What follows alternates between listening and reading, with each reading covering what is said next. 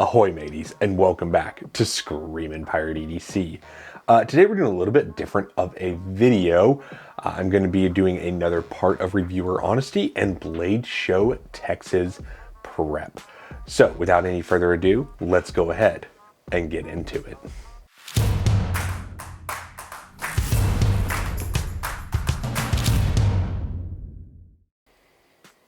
All right, so gonna start with the reviewer honesty part here for you guys.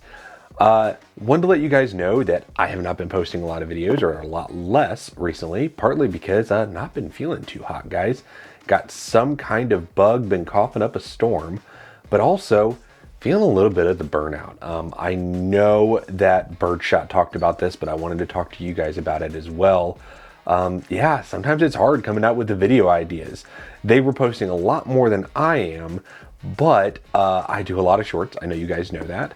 And I've been doing a lot of Plunderer planks. And after some time, not quite sure if that's the content you guys are loving to see or not.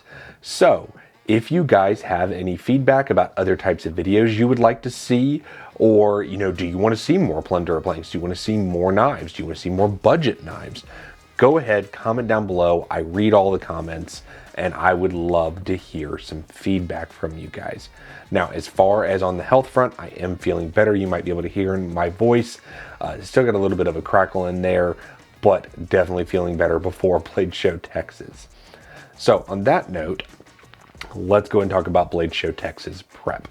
So first and foremost, I went over this in my prep videos last year, but once again to reiterate, cash is king at these shows.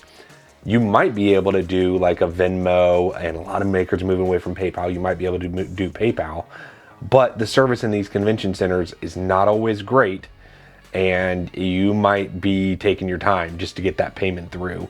And if you want to run to another vendor or something, or there's something you want to check out and it's limited at the show, cash. That's all I gotta say, guys. Cash is king. If you're going for a custom, I would say bring around 1,200. If you are going for, you know, multiple customs, you may want to bring around 25. Just to be safe. I don't want you guys walking up to that table and they're going, yeah, it's 1,500, and you're like, oh crap, I don't have enough. Now, you know, guys, they may be generous and may hold it back for you if you give them, you know, the $1,000 and you run off to an ATM, but now you're trying to find an ATM in a town you don't know. That can be a little bit tough. So try to bring the cash, try to bring enough. I know it's hard, especially when some makers don't even know what things are going to cost, even if you do message them in advance. But once again, multiple customs, probably between $2,500 and $3,000 is what you're going to want to bring. Now, if you're just going for production knives and you generally know the cost, you know what you should bring there.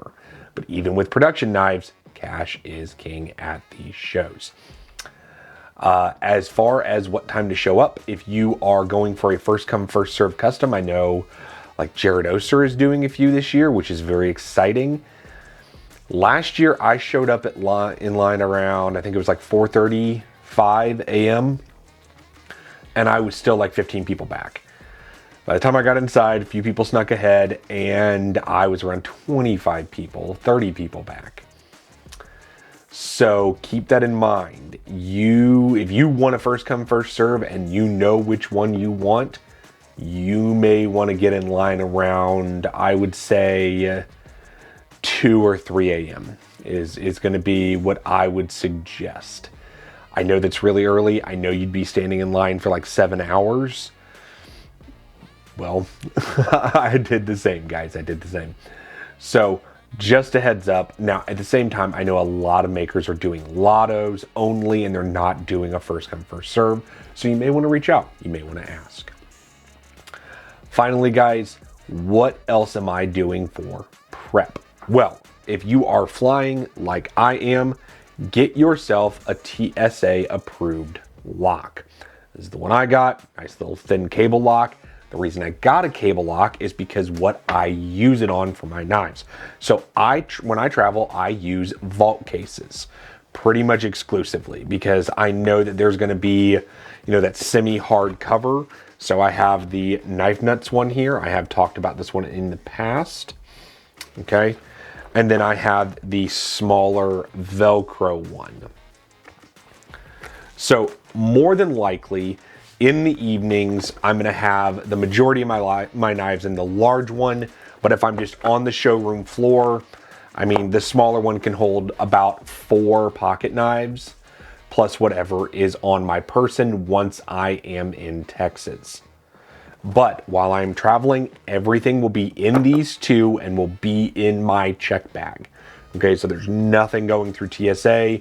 The cable lock is going to go on the bigger one because it can fit through the zippers, and that way I know it is secure. Now, if you want to get another cable lock and put it on your check bag, more power to you. I'm probably going to be doing the same. After that, guys, it's really just a matter of making sure you got everything, you know, like a standard travel. Now, for me, something I picked up this year that is going to help me a whole lot is a little tiny transfer dongle. So my SD card for my camera goes in there. This side goes into my phone. And so now if I want to edit up something that I film on the showroom floor, I can just take that SD card out, pop it in there, plug that into my camera, and I can, my camera, guys, plug that into my cell phone, and then I can edit on my phone. Makes editing on the go a little bit easier for me personally. But yeah, guys, that's about it. I'm definitely going to be at Texas, obviously. I'm going to have swag with me, mostly going to be stickers and magnets, but plan on bringing some. If you guys see me, stop by, say hi. I'll be more than happy to give you a chat, and definitely ask if I have some swag on me.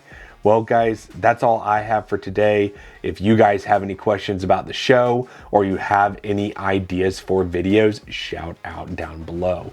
All right, guys, hopefully you enjoyed the video, and I'll catch you on the next one.